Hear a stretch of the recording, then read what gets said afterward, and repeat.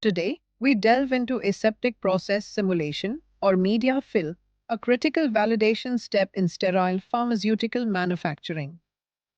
This simulation uses a sterile microbiological growth medium, like tryptic soy broth, instead of the actual drug product. Its primary goal is to validate that the aseptic process consistently prevents microbial contamination under both normal and worst-case conditions. Aseptic process simulation is essential for demonstrating stability assurance, confirming that procedures, personnel, equipment, and the environment consistently prevent contamination. It helps identify potential risks and vulnerabilities, ensuring compliance with global regulatory requirements for sterile pharmaceutical products. Key regulatory bodies like the FDA, EU GMP Annex 1, and WHO provide guidelines for aseptic process simulation. These guidelines emphasize worst-case simulations, proper documentation, and regular requalification to cover all critical aspects. The principle of media fill involves replicating routine aseptic manufacturing operations using a microbial growth medium. Filled units are then incubated for typically 14 days and visually inspected for turbidity or microbial growth, indicating a breach in aseptic integrity. There are two main types. Conventional media fill simulates typical production, while simulated stress media fill incorporates worst-case conditions. Simulated stress conditions include extended batch durations, more operator interventions, and higher line speeds to challenge the system. Preparation involves defining the scope, selecting a suitable growth medium, and establishing acceptance criteria through a thorough risk assessment.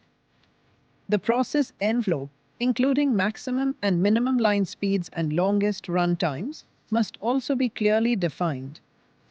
The procedure begins with cleaning, sterilization, and qualification of all equipment, followed by operators gowning according to SOPs. The drug product is replaced with sterile medium, and the filling activity is performed under strict environmental conditions with pre-planned interventions. Acceptance criteria are based on regulatory guidelines, expecting zero contaminated units for small batches or one for larger batches if justified. Any confirmed contamination requires thorough investigation, root cause analysis, and corrective actions. Comprehensive documentation is crucial, including full reconciliation of units, records of interventions, and environmental monitoring data. Common causes of failure include improper gowning, poor aseptic technique, excessive interventions, inadequate sterilization, or environmental contamination. Media fills are not one-time validations.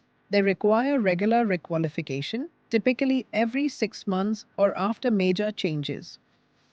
Any modification affecting critical parameters, such as personnel, equipment, or layout, triggers a new media fill. Best practices include using trained aseptic operators, maintaining a controlled cleanroom environment, and utilizing validated equipment and materials. Always simulate worst-case conditions and reflect the maximum batch size or longest production duration expected in real operations. By adhering to these principles and best practices, pharmaceutical professionals can ensure the highest standards of stability assurance. Thank you for watching this educational video on aseptic process simulation. Video generated by Pharma Microbiology expert Shiv Shankar. If any query, contact to below contact siva1709 at gmail.com.